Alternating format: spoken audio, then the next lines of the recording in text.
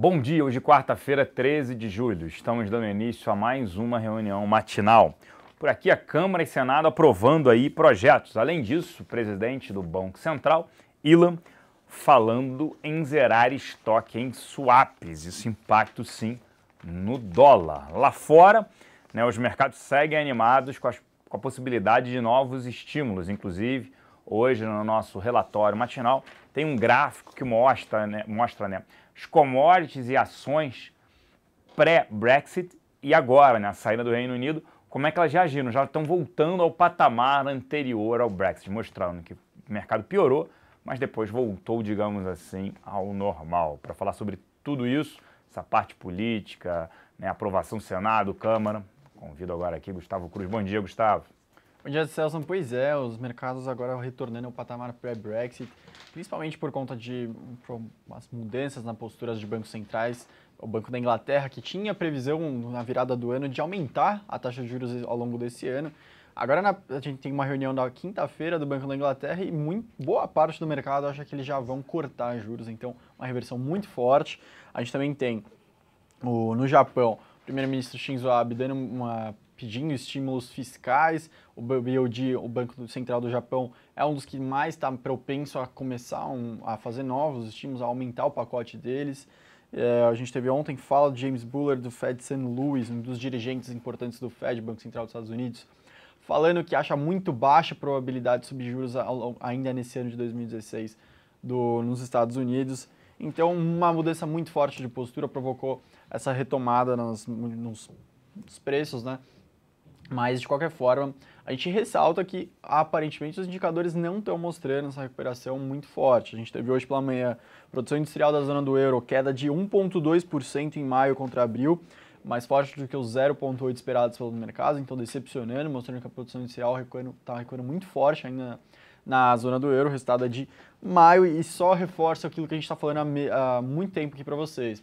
Aparentemente, o PIB da zona do euro no segundo trimestre desacelerando contra o primeiro.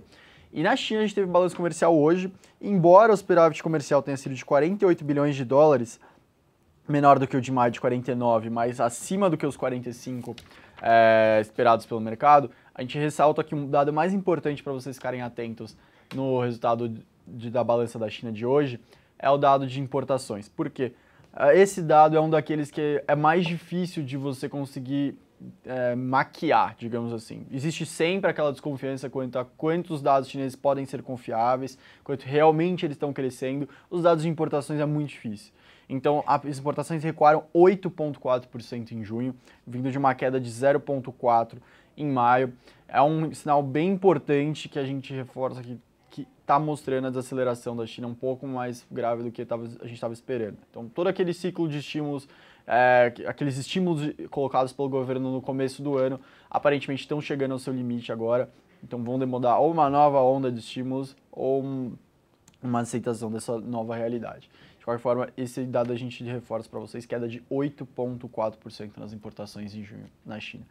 Fechando a parte externa, hoje a gente tem a posse da Theresa May, nova primeira-ministra do Reino Unido. Ela deve conduzir as negociações para a saída do Reino Unido da União Europeia. Então, acompanhar as primeiras palavras dela, com certeza é bem importante ver o tom, como que ela está pretendendo lidar com essas negociações. Indo para a parte doméstica aqui, o indicador do dia foi a pesquisa mensal de serviços, divulgada pelo IBGE no mês de maio, queda de 6,1% nos serviços, maior do que os 4% aguardado pelo mercado, e na comparação mensal, queda de 0,1%. Com isso, o acumulado do ano já está em queda de 5,1% e nos 12 meses de 4,8%. A especialista, a coordenadora da pesquisa do IBGE, falou que aparentemente a pesquisa está mostrando que já está chegando numa estabilidade, ou seja, já não está conseguindo mais recuar tão mais fortemente ao longo dos próximos meses, deve estabilizar nas próximas divulgações. Essa foi a palavra oficial. Outro destaque muito importante do dia, que deve refletir nos preços de ativos, é a entrevista do Ilan, presidente do Banco Central, ao jornal Financial Times. O Ilan teve dois pontos importantes nessa entrevista. Ele falando que realmente tem um desejo, de reduzir a meta de inflação brasileira para depois de 2018. E o outro ponto, aí num prazo mais curto, que ele considera, ele pretende reduzir o estoque do patamar de 60 o estoque de swaps cambiais atualmente em 60 bilhões de dólares para zero, e aí sim contar um pouco mais com as reservas internacionais para oferecer para o mercado de câmbio. Então uma mudança bem forte do Willa. Antes de devolver para o Celso, hoje o destaque do dia no mercado fica com a eleição da Câmara. Os 3 principais nomes ainda continuam oscilando bastante sobre quem iria para o segundo turno. Então é algo bem incerto, lembrando que fica no segundo, quem se eleger fica o segundo nome no plano sucessório. Então caso o Temer viaje, vira o presidente, um dos presidentes interinamente. E de destaque nas aprovações ontem da Câmara, o pedido de urgência do pré-sal, você vai comentar um pouco mais com isso. Aí a Câmara aprovando também o projeto de dívida dos estados, agora vai ter caráter de urgência.